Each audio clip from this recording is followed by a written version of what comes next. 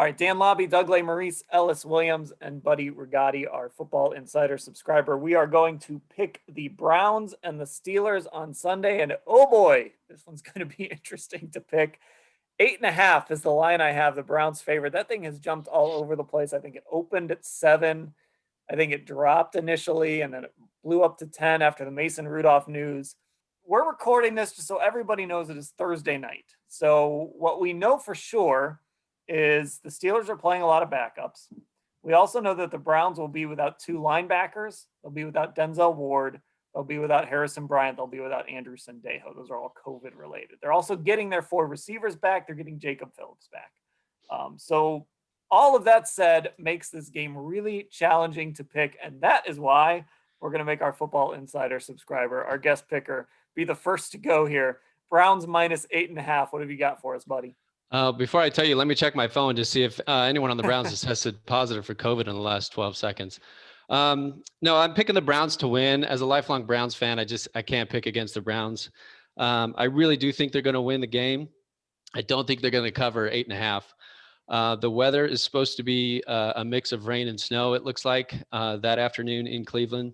And it's just, it's the Steelers, and it's the AFC North in December. Well, it's going to be January, but it's just going to be a lot closer than 8.5. So I think the Browns will win. I'm just praying it doesn't come down to a Cody Parkey kick.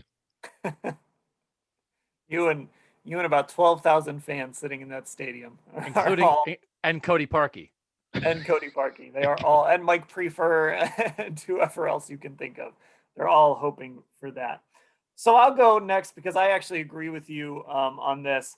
I'm picking the Browns to win this game when we turn in our picks for the paper. We do that straight up. I'm picking the Browns to win this game, but I think there's a few factors along with the COVID thing. There's a chance that these two teams could meet again in a week. Now, I don't know all the ways that plays out. I don't know how all the seeding plays out, but there is a chance that, it could be Browns Steelers again. And so it just wouldn't surprise me if the Browns kind of played a little bit close to the vest. What? Now, obviously, they're going to try and win this thing, but it wouldn't surprise me if they didn't throw all the tricks out there. That's insane to me. That is insane. They haven't made the playoffs in 18 years. You think they're going to slow play a win and in game so that Mason Rudolph can lead 2 touchdown drives in the final 4 minutes and beat them because they don't want to show some coverage? I'm not saying they're going to slow play, but I just don't know that we're going to see the Jarvis Landry pass or the crazy theatrics. That is insane analysis. That is insane. This is win and it's the most important game in the last 20 years of the Browns. You're acting like they're not going to do every possible thing to gain every yard? I just don't think we're going to see the whole bag going against Steelers backups. But you're also not picking. Wow. Okay. I have no idea how you can think that. I hope, please, on my knees, let's hope that Kevin Stefanski is not thinking that. Well, anyway, the Browns are going to win this game, but they aren't going to cover. So I'm taking the Steelers plus 8.5. Ellis? Yeah, I think this is one of those games that Kevin Stefanski is going to have an opportunity to really feel it out. To Dan's point, if this game goes the way I think it's going to go, and you can tell I'm not from around these parts because I see the Steelers for what they're putting on the field, not the history of this rivalry. There is no Bud Dupree, who wasn't going to play anyway, but now there's no TJ Watt on the outside either. I think the Browns are going to be able to dominate on the perimeter. The Steelers are going to have no ability to set an edge. We're going to see Nick Chubb running wide zone left, wide zone right, and then Kareem Hunt coming in and just gushing the inside and having lanes because of Cam Hayward not playing as well. So the Browns take care of the outside. You're going to see some Baker Mayfield bootlegs now. We haven't seen those in a few weeks. I think they get back to running what got them here, their bread and butter, and then again allowing Kareem Hunt to work inside those 7-8 yard runs. And because of who the Steelers are starting at quarterback, the offense will not be able to keep up with Kevin Stefanski and the running game and the opportunities Baker Mayfield will have in the play action.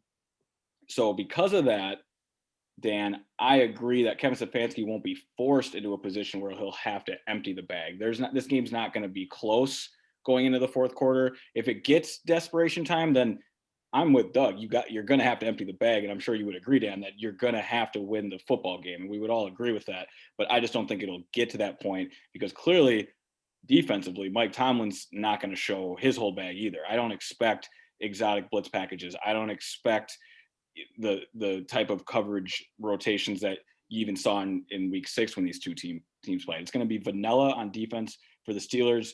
They're not going to have the athletes to keep up with the Browns. And I think the Browns win rather handily. It won't be a blowout in the first half like it's the Tennessee Titans, but slow and methodically, eventually the Browns just separate because they're scoring touchdowns and the Steelers are settling for field goals. Right. Well, maybe that's my mistake. Maybe that's your point, Doug. Maybe if I'm saying that, I should take the Browns and the points. But I just think it's going to be a very efficient win by, 7 or 8.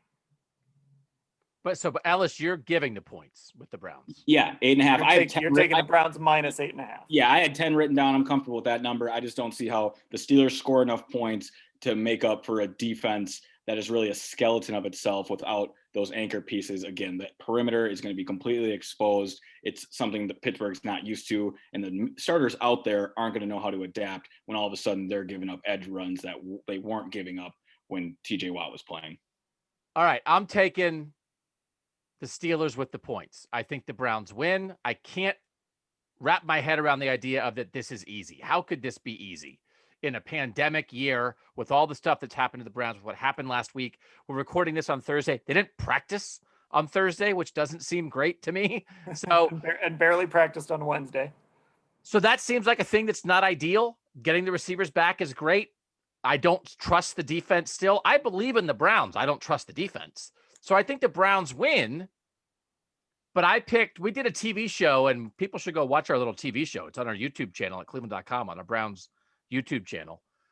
And I made a pick there before all this COVID stuff happened. Most of it, I think I said 30-23 Browns, and so much has changed since then, but I'm sticking with that. That still seems right to me, that there's a million different moving parts, but like a 1-score game that is not over until Myles Garrett sacks Mason Rudolph on 3rd and 8 with a minute 17 to play and the Steelers at the Browns 23-yard line. Like, that is totally at play in my mind. So I think the Browns win. I think it's not easy. So I'll take the 8.5 with the Steelers.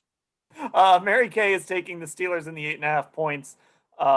She thinks the Browns will win also, but it'll be closer than 8.5 because of Denzel Ward, BJ Goodson, Malcolm Smith, Andrew Sendejo, and Harrison Bryant all sitting out.